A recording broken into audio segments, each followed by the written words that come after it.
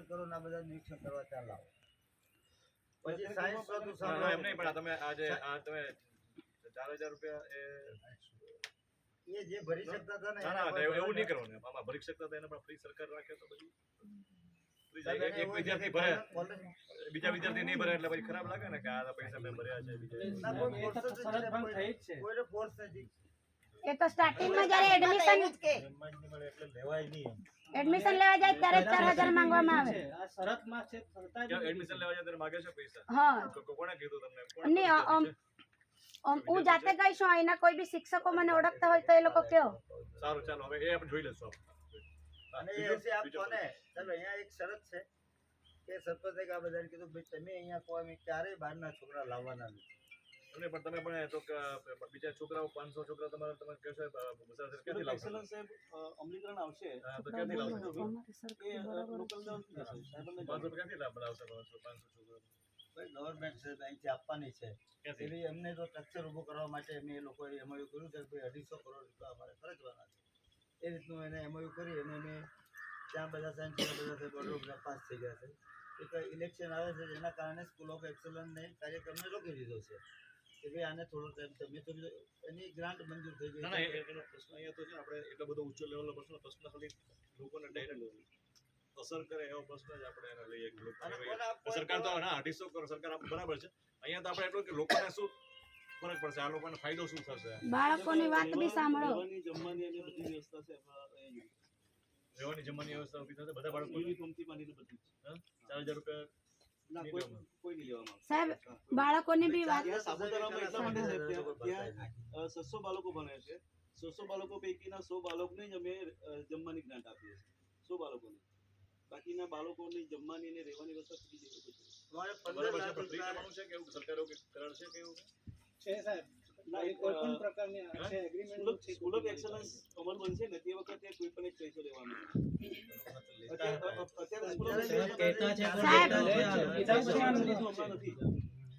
Science માટે આ વખતે મેં તાત્કાલિક 3.5 કરોડના ખર્ચે આખું સાયન્સ લેબ બનાવીશું. કોના માટે?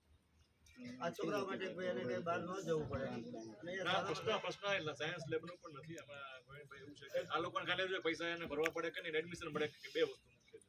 પ્રવેશ એને બધાને એડમિશન મળશે કે કેમ? લખી દઈએ સાંભળો. ને સાહેબ એ લોકો ટકાવારી પર જ લે છે. જ્યારે નીચી ટકાવારી વાળા છોકરાઓ સાહેબ પછી એ લોકો ક્યાં જશે? નીચી ટકાવારી વાળા છોકરાઓ પછી સાહેબ ક્યાં જશે? એ લોકો ટકાવારી પર પરીક્ષા નહીં કરે. सांगना तो खरा एकलव्य ने एग्जाम ली जानी है एग्जाम ले तो मगर तेमाती ज जाना પછી અમારા ગરીબ નબળા બાળકો તો પછી જવાની છે. લે હોશિયાર થોડી એવું કોઈ જે કહે છે એવું કંઈ છે તમે નહીં. રાખો છો એડમિશન માટે પૂરી સરકાર નક્કી કરી શકે કરવી પડે તો તે લોકો પ્રવેશ પરીક્ષા બી લેવાની બનાવી છે અમને સરકારી છે.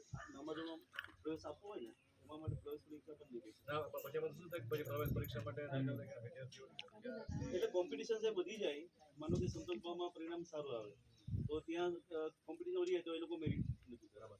પછી માનો કે આપણે રંભાસમાં પણ બીએપીએસસી સંસ્થા છે ત્યાં પણ સંખ્યા સાહેબ લેવાના 60 હોય અને 300-400 થઈ જાય તો એમાં તો મેરિટ.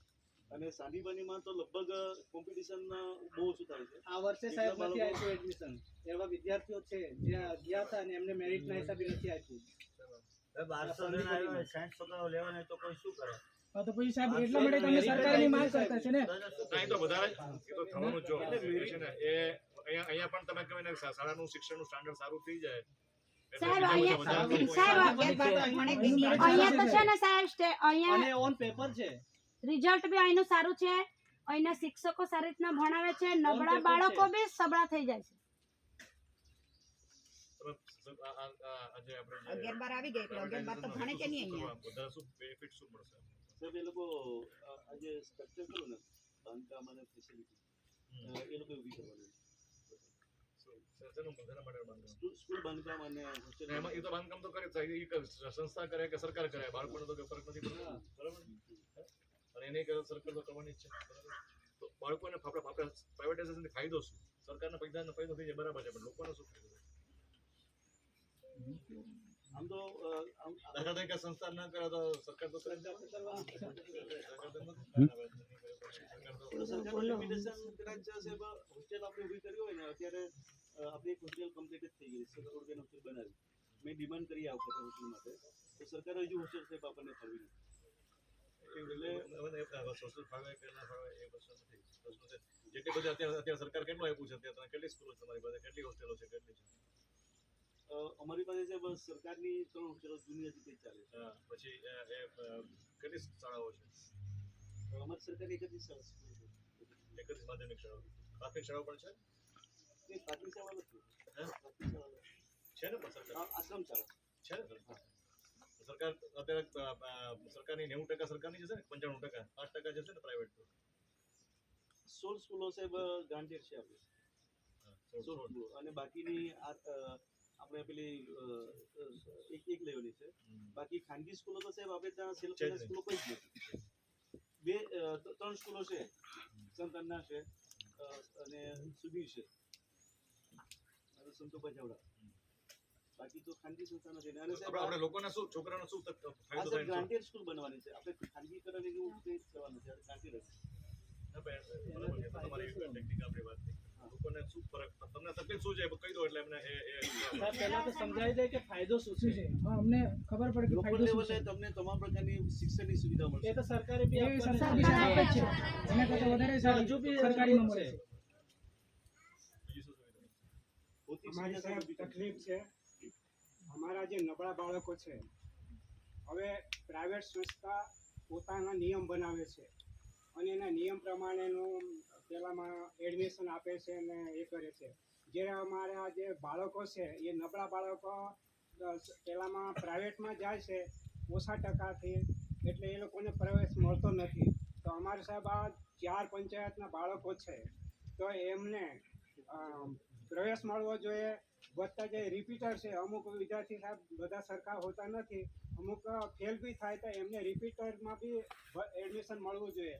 નહીં તો આ ગરીબ માણસોના છોકરા છે સાહેબ, એ લોકો ફી ભરી શકતા નથી, એના મા બાપ મજૂરી કરાવે છે, તો અહીંયા શિક્ષણમાંથી રખડી જાય તો એ મજૂરી એ મોકલી આપે. એટલે આપણા જે આદિવાસી બાળકો અમારા છે એ લોકો અટવાઈ જાય. એટલે ખાનગીનો નિયમ સાહેબ, ખાનગી લોકો તો જ્યારે સંસ્થા નથી તો સંસ્થા પોતાના નિયમ બનાવશે અને નિયમ પ્રમાણે જ બધું ચલાવશે. સારા સારા હોશિયાર વિદ્યાર્થી સર એમાં ભરતી કરે છે. અમારા એક છોકરો સર અહીંયા એકલવ્યમાં ભણતો હતો, 4થા ધોરણથી 10મા સુધી પેલા એકલવ્યમાં ભણ્યો. 10મામાં થોડાક રિઝલ્ટમાં એ થયું તો ત્યાંથી છોકરાને કાઢી દીધો. તો અમે ત્યાંથી પછી લાવીને સરકારી સ્કૂલમાં સાકર પાતળ એડમિશન મેળવીને એ લોકોને ભણાવ્યો. એટલે સર પ્રાઇવેટ સંસ્થા આ જાતનો પેલો એ તો અમારા પોતાની સાહેબ મનમાની જ કરે છે પ્રાઇવેટ સંસ્થા. પ્રાઇવેટ સંસ્થા થાય એટલે થોડી સુવિધા વધે સ્વાભાવિક છે. સુવિધા બીજા લોકલ સિવાય બહારના વિદ્યાર્થીઓ પણ એડમિશન લેવા માટે આવે છે. એ પણ છે. એ આવે એટલે પછી આપણે એમાં વાત કરીએ હમણાં ભાઈ કે તમારી પાસે 500 ની વિદ્યાર્થી કેપેસિટી હોય ને 700 ફોર્મ ભરાય તો પછી એ 200 ને ના પાડવી પડે અને બીજા 500 ને કોને આપવું એ નક્કી કરવા માટે એનું મેરિટ બનાવવું પડે. એ તો થવાનું છે. એ તો થશે. એટલે એક તકલીફ છે સાહેબ. હવે આ વખતે હવે અમે 3 વર્ષ 4 ગામના છોકરાઓ ભરાઈ જાય. બેટા સાંભળો. તમે 4 ગામની વાત કરો કે ભાઈ 4 ગામના છોકરા ક્યાં ભણવા જાય, બરાબર છે? તમારા આ 4 પંચાયત છે. પંચાયત છે. 4 પંચાયત એટલે 20 થઈ ગામ વધારે છે. 20 ગામ થઈ ગયા. તો અહીંયા તમારો 10% વાળા એમ ભણાવવા તૈયાર છીએ. તમને લખીને આપી દઈએ કે ક્યારે સરકારે અમને એ તો એમ જ લે જ છે ને સાહેબ. એમાં શું ફરક પડવાનો? એ તો આમ હો લે જ છે. સરકારીમાં હોય એ લેવાના જ છે. આજે આ વખતે 3 વર્ષ ડ્રોપ આઉટ જે છેલ્લા 3 વર્ષથી ઘરમાં હતા. નથી કરતો એના તમારા હવે આ પ્રાઇવેટાઇઝેશન થવાથી આપવાથી તમારા એ છોકરાઓને મેરિટમાં નહીં પણ તમને ખાતરીપૂર્વક એમ કહે છે કે એને તો મેરિટમાં હોય કે ન હોય વગર તો એને આપવાનું.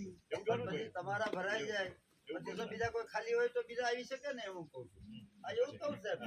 એ લોકો જે કે અમારી જોડે વાત કરવા બી રાજી નહીં હતા.